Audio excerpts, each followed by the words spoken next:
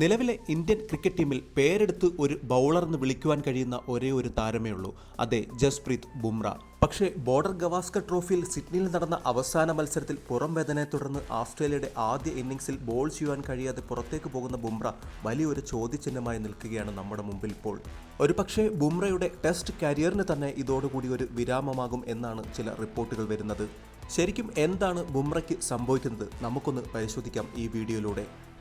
2024 ക്രിക്കറ്റിൻ്റെ എല്ലാ ഫോർമാറ്റിലും കൂടി ബുംറ ബോൾ ചെയ്ത ഓവറുകളുടെ എണ്ണം 400-ൽ പരമാണ്.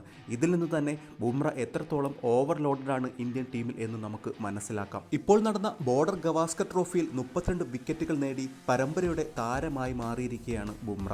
ഇതോടെ ഓസ്ട്രേലിയൻ മണ്ണിൽ ഏറ്റവും കൂടുതൽ വിക്കറ്റുകൾ നേടുന്ന ഇന്ത്യൻ ബോളറിന് നേട്ടവും കപിൽ ദേവിൽ നിന്നും ബുംറ സ്വന്തമാക്കിയിരിക്കുകയാണ്. ഇതിനോടകം 64 വിക്കറ്റുകളാണ് ബുംറ ഓസ്ട്രേലിയയിൽ നേടിയിട്ടുള്ളത്. പക്ഷേ ഈ നേട്ടങ്ങൾക്കൊപ്പം തന്നെ വലിയ വിജയങ്ങളിലേക്ക് ടീം ഇന്ത്യയെ കൈപിടിച്ചുയർത്തുമ്പോൾ ബുംറയ്ക്ക് പകരം വെക്കേണ്ടി വരുന്നത് സ്വന്തം ടെസ്റ്റ് കരിയർ തന്നെയാണ്. ബോർഡർ ഗവാസ്കർ ട്രോഫിയിൽ മെൽബണിൽ നടന്ന 4ാമത്തെ മത്സരത്തിൽ ബുംറയ്ക്ക് എറിയേണ്ടി വന്നത് 53 ഓവറാണ്. ഇത്തരത്തിൽ മത്സരത്തിന്റെ നിർണായക ഘട്ടങ്ങളിൽ എതിർ ടീമിന്റെ വിക്കറ്റ് വീഴ്ത്തേണ്ട നിമിഷങ്ങളിലെല്ലാം തന്നെ ക്യാപ്റ്റന് ആശ്രയിക്കേണ്ടി വന്നത് ബുംറയെ മാത്രമാണ്. മറുഭാഗത്ത് സിറാജിനോ മറ്റു ബോളർമാർക്കോ ബുംറയ്ക്ക് വേണ്ട പിന്തുണ നൽകുവാനും കഴിയുന്നില്ല.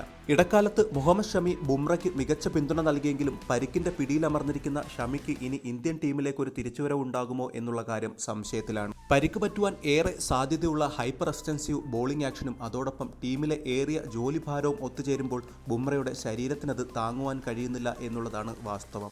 തങ്ങളുടെ ടീമിലെ ഏറ്റവും മികച്ച താരത്തെ കൃത്യമായ വർക്ക് ലോഡ് മാനേജ്മെന്റ് വഴി എങ്ങനെയാണ് ഫിറ്റ്നസ് നിലനിർത്തി സംരക്ഷിക്കേണ്ടത് എന്നത് പലപ്പോഴും ഇന്ത്യൻ മാനേജ്മെന്റ് മറന്നുപോകുന്നു. ഇത്തരത്തിൽ ഓവർലോഡഡായി കൃത്യമായ വർക്ക് ലോഡ് മാനേജ്മെന്റ് ഇല്ലാതെ പരിക്കുകൾക്ക് വിധേയരായി കരിയർ അവസാനിപ്പിക്കേണ്ടി വന്ന 3 പ്രഗത്ഭരായ ഫാസ്റ്റ് ബൗളേഴ്സിനെ കൂടി നമുക്കൊന്ന് പരിശോധിക്കാം.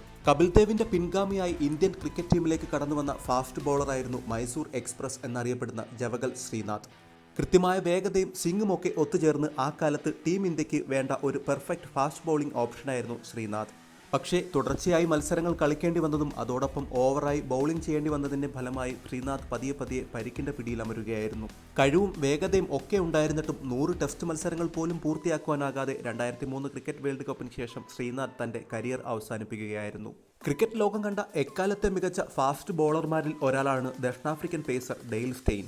ബുംറയെ പോലെ തന്നെ ഒരു കാലത്ത് ദക്ഷിണാഫ്രിക്കൻ ടീമിന്റെ ബൗളിംഗ് ഭാരം മുഴുവനും ചുമലിലേറ്റിയിരുന്നത് സ്റ്റെയിൻ മാത്രമായിരുന്നു. കൃത്യമായ വിശ്രമമില്ലാതെ തുടരെ മത്സരങ്ങൾ കളിച്ചതുമൂലം സ്റ്റെയിനെ പരിക്കുകൾ വിട്ടുമാറാതെ പിന്തുടരുകയായിരുന്നു. ഒടുവിൽ 2020 തന്റെ കരിയർ അവസാനിക്കുമ്പോൾ വെറും 125 ഏകദിനങ്ങളും 93 ടെസ്റ്റ് മത്സരങ്ങൾ മാത്രമായിരുന്നു സ്റ്റെയിൻ കളിച്ചത്.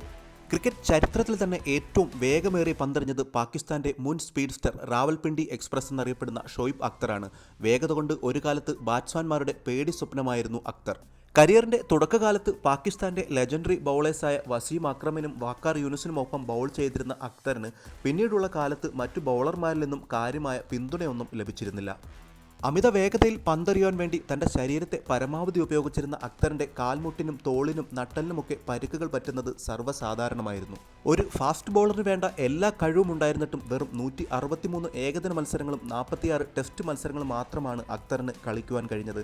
ഒടുവിൽ 2011 ഏകദിന ക്രിക്കറ്റ് വേൾഡ് കപ്പിൻ്റെ അവസാന സമയത്ത് അക്തർ ക്രിക്കറ്റിൽ നിന്ന് വിരമിക്കുകയായിരുന്നു. അക്തറിനെയും സ്റ്റെയിനെയും ശ്രീനാഥിനെയും ഒക്കെ പോലെ ബുംറയുടെയും കരിയർ പാതി വഴിയിൽ അവസാനിക്കാതിരിക്കണമെങ്കിൽ ഇനിയെങ്കിലും ഇന്ത്യൻ ക്രിക്കറ്റ് മാനേജ്മെന്റ് ബുംറയെ വേണ്ട രീതിയിൽ ഉപയോഗിക്കേണ്ടതുണ്ട്. ബുംറയുടെ സേവനം നിർണായകമായ മത്സരങ്ങളിൽ മാത്രം അദ്ദേഹത്തെ കളിപ്പിക്കുക, അതോടൊപ്പം പരമാവധി വിശ്രമം നൽകിക്കൊണ്ട് പരിക്കുകളിൽ നിന്നും ബുംറയെ സംരക്ഷിക്കുക, അതുമാത്രമാണ് ഒരു പോംവഴി.